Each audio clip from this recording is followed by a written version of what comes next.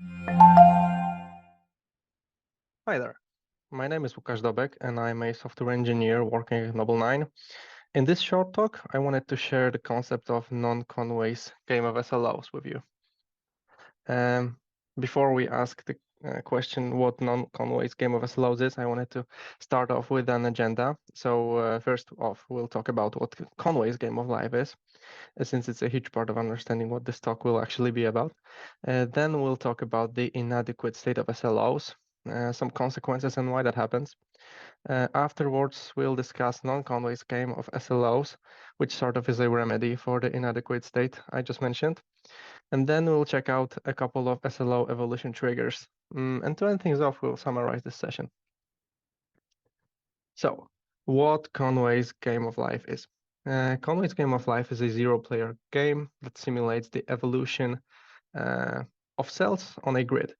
It's a concept created by John Horton Conway in 1970. And it might sound kind of trivial. However, it's extensively used to study concepts such as physics, phase transitions, or philosophy, for example, evolution of a free will. A user defines the initial state of the grid, and then cells appear or disappear according to certain presets and rules. Even though initial rules are predestined, Conway's game of life is undecidable, which means that no algorithm can actually predict whether it will finish running or continue to run forever. And here we can see a small representation of how Conway's game of life plays out. As you saw on my last slide, there were some, I would say, entities that repeat themselves. And there are certain types of entities that appear or disappear on the grid, such as blocks, blinkers, or most popular gliders. And these entities appear or disappear on their own, given specific initial state of the grid. So Conway's game of life doesn't require input other than setting the initial state of the board. One could call it a game that plays itself. So that's really important to remember. Conway's game of life is a zero-player game that requires no further input other than setting the initial state. Now, can the same be said about SLOs? What happens if we set an initial SLO configuration and forget about it? It will most likely be an inadequate state after a certain period of time. And this image could trigger some of you, but it most likely has happened to a lot of us. So let's say it's been a month since I've looked at my SLO, and I bet it's doing okay. However, it might not be the case. And SLOs shouldn't work that way, but sometimes they do. And we need to ask ourselves what can be done. So since we already know what Conway's game of life is and what can be the cause of inadequate state of SLOs, so basically no action or believing that everything is okay without actually checking it and looking at the data. So it seems as if SLOs are a total opposite of Conway's game of life, and that's why I called the presentation Conway's game of SLOs. They are not a zero-player game since they require our attention.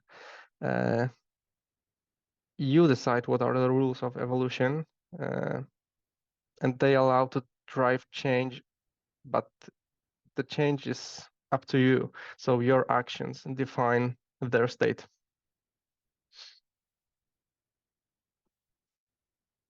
Since Conway's game of life is full of algorithms, I was thinking whether it's possible to form something similar in terms of SLOs. One thing that came up to my mind is SLO DLC, which is a formulated process for SLO iteration. So basically, it's like a methodology with certain steps that help you build and adopt SLOs over time and to iterate on them, which is also really important. I believe it's also worth talking about what are some of the possible SLO evolution triggers.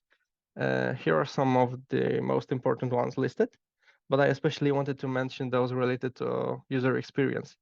Those would be increased utilization and user expectation changes. So if you see a change in your users' behavior, how your users use your system or application, then it might be good to reiterate on your SLOs. Increased utilization, for example, might mean that you are not hitting your targets as much as you used to. For example, latency has gone up since more users are actually using your system. And different users' expectations might mean that your SLI, which is your query for SLO, is outdated. It's also pretty important to let your intuition drive change too, because after all, you are the owner of the system and you know when is a good time for your system to evolve, and actually when your SLOs should evolve with your system as well. So to summarize, Conway's game of life is a zero-player simulation evolution that is determined by initial state of a grid.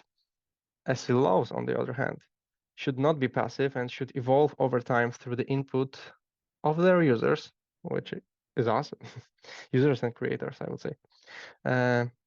Benefits of SLOs come from taking action, not being left alone, and methods such as SLO DLC can help SLO adoption. There is a number of evolution triggers that can drive SLO changes, such as changing user expectations or utilization changes.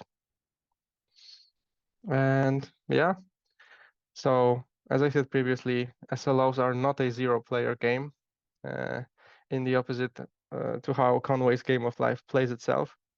And we should reiterate on them, use them as much as possible, and drive change using them, because that's from what their power comes, from our actions.